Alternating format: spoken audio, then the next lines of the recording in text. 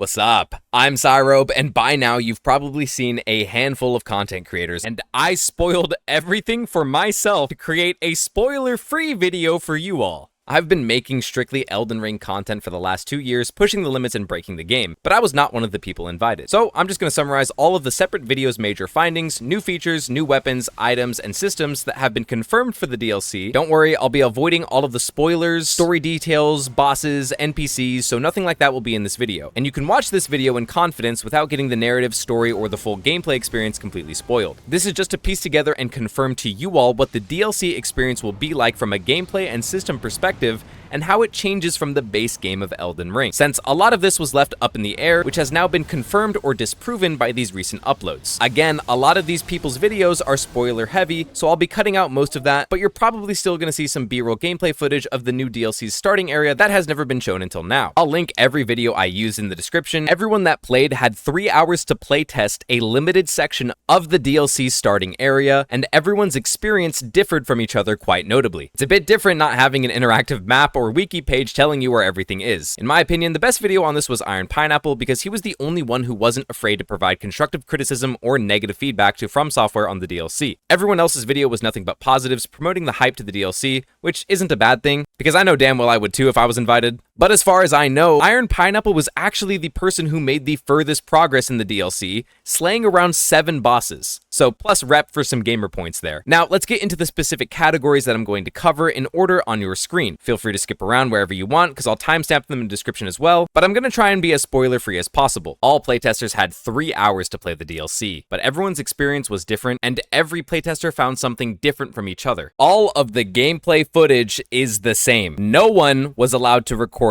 any gameplay, and everyone is using the exact same video B-roll sent to them by Fromsoft, and which is why I'm going to summarize all of the other talking points and major non-spoiler gameplay details in this video. All playtesters were only allowed to explore within the first map fragment area and nothing past that, so they all barely scratched the surface of the DLC. Each playtester had 3 preset save files to choose from, all starting at level 150 with maxed out weapons and gear. These save files were the same for everyone at level 150, made by Fromsoft themselves, which is basically what Fromsoft recommends to start the DLC around. All playtesters started in the lands between and had to actually teleport to the new DLC area manually using Miquella's Cocoon. Once teleported using Miquella's Cocoon, they entered the Land of Shadow DLC area, but they were actually able to teleport from the DLC area back to the base game's Lands Between area freely. This confirms that you don't lose any gear or items upon entering the DLC area, and you keep everything from your runes and gear that you've collected on your save file. Nothing is restricted. There are no penalties, no debuffs, and no drawbacks to going to the Land of Shadow. The DLC area has a new map that functions like a second page to your current map, and you gotta flip between the current map to the DLC map like a booklet. The first thing most players notice is that there is a new mechanic called Scadutree Blessings.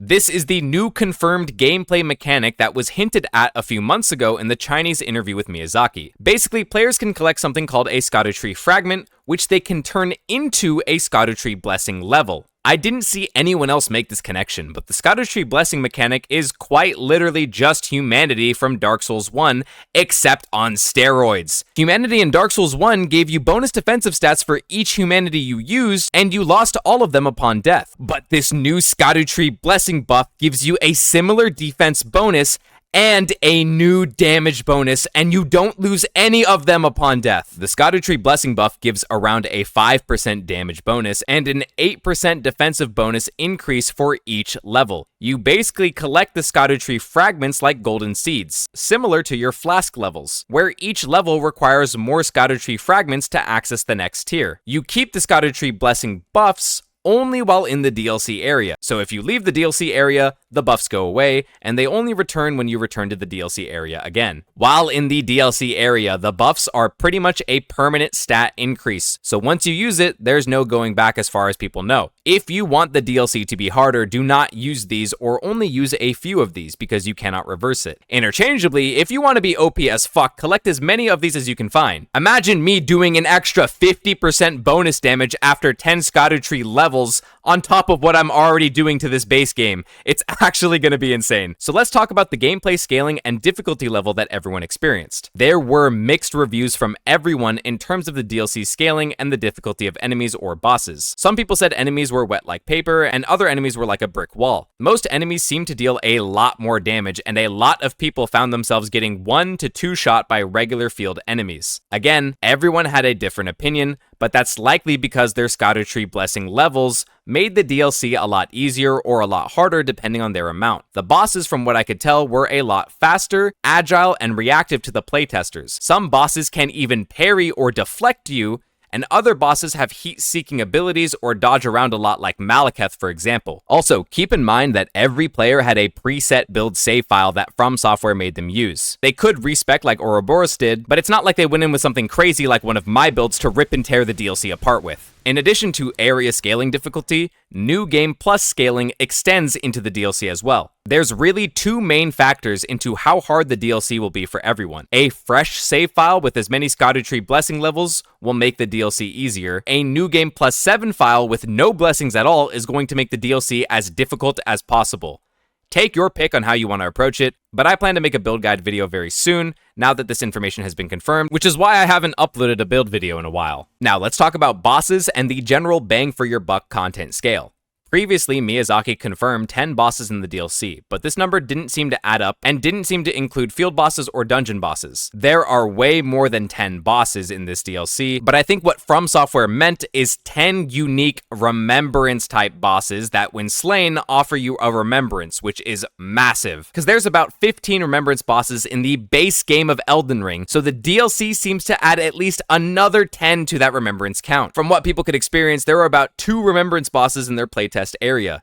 Usually, bosses offer spells or weapons from their remembrances, and now they still do, but some remembrances now offer Talisman or Ashes of War. This is very reminiscent of Dark Souls 3, where bosses also gave Talisman, like Champion Gundyr or the Vord of Boreal Valley, but adds an extra layer by allowing special or unique Ashes of War. The DLC size was stated to be larger than Limgrave, however, the players were only allowed to test a small area, which Iron Pineapple suggests is around 15 to 20% of the total DLC area, and even then, it was densely filled with a lot of points of interest to explore, like structures, dungeons, legacy dungeons, and other areas requiring multiple new map fragments. The overall surface area is stacked to the brim, so while the total landmass might be a little greater than the size of Limgrave, the playtesters only saw around 1/5 of what's in store. Essentially, the playtesters hardly scratched the surface of the DLC, even after defeating 2 remembrance bosses and finishing 3 hours worth of dungeons. It's safe to say that the DLC appears to be a huge addition of content that is Fromsoft's largest DLC ever made. This means that the DLC will take you a significant portion of time to complete, but this is definitely worth the $40 price tag on top of the hundreds of new weapons and playstyles that this game will add as well.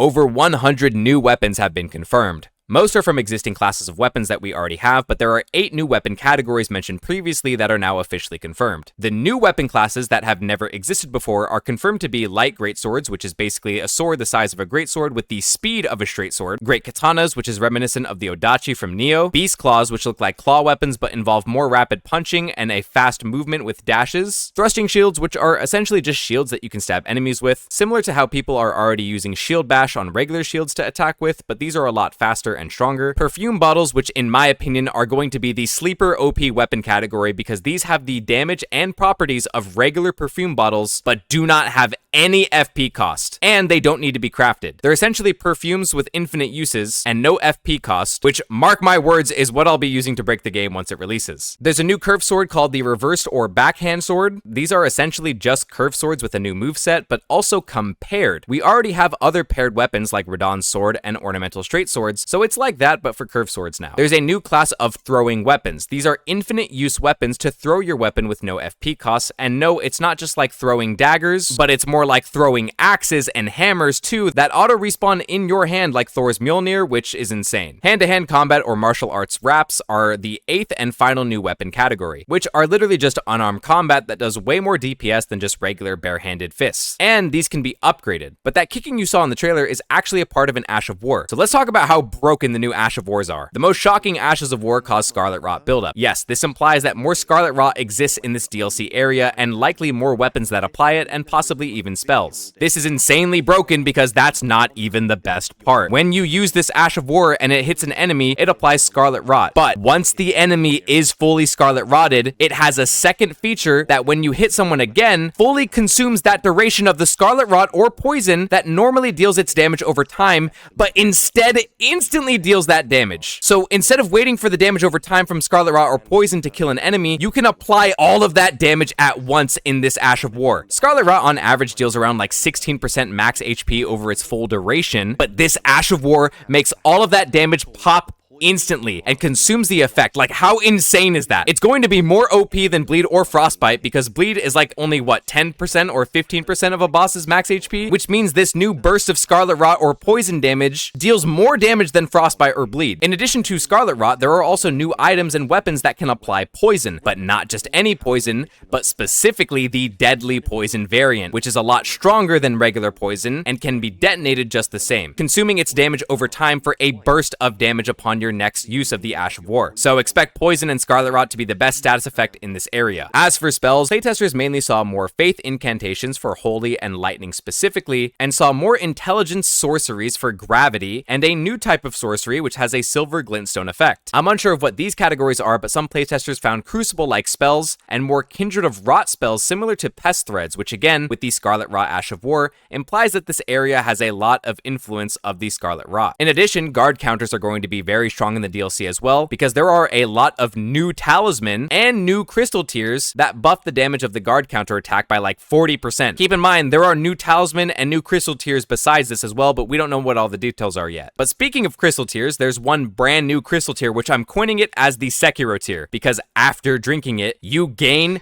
the Sekiro Perfect Deflect Mechanic for 3 minutes, which means after drinking this crystal tier in your physics flask, if you time a perfect block, you take no damage at all. And you only lose a little bit of stamina, which is less stamina than normal. So for all of you who want to have the experience of Sekiro, you gotta get this tier by killing the big Wicker Man enemy. Those are all the major differences in combat or weapons related to the Elden Ring DLC, which there are so much more that we haven't even found yet, and probably aren't accessible until later in the DLC. But here are some final quality of life changes that the game will add that changes the gameplay as well. Torrent's HP can be increased with the Scadutree Fragments, and you can further increase your Spirit Ash summons level past their previous cap, which means the enemies are expected to be hard enough to warrant higher summon ash scaling. Also, you can still find smithing stones or somber stones in the DLC area, and specifically find more higher level stones for free. Dom's Roundtable said he found a +9 somber within the 3-hour playtest. So while you all should have your builds maxed out before you play the DLC, all the new items and gear you find should be fairly easy to catch up with their upgrade levels. There were also some new arcane buffs, like the Arcane Knot tier or the Arcane Heirloom, which further increased the arcane stat artificially, like the 2-finger heirloom adds +5 faith, or the strength knot tier adds +10 strength. And there's even stronger consumables, like a stronger version of the dried proof liver for even higher defensive buffs. Keep in mind, these livers are already a +15% increase to stats normally, so a stronger one means that Fromsoft really expects us to struggle in this DLC. And there's even more throwing pots and throwing weapons and cookbooks to craft new items and new consumables with that are even stronger than previous ones. These were all the major findings I wanted to organize in one place that's spoiler-free, since every playtester had a different experience from each other, which truly reinforces how much content there is in this DLC. If it wasn't already obvious from my microphone peaking throughout this entire video, I'm extremely excited for this DLC, and I'll be making a build guide next week to prepare for the DLC, and tons of builds that I'm going to break the DLC with when it releases. Let me know if I missed anything major that wasn't spoiler related, and I'll see you all in the next video where I plan to make a bunch of new builds for each attribute so that you all can be ready to take on the DLC however you want.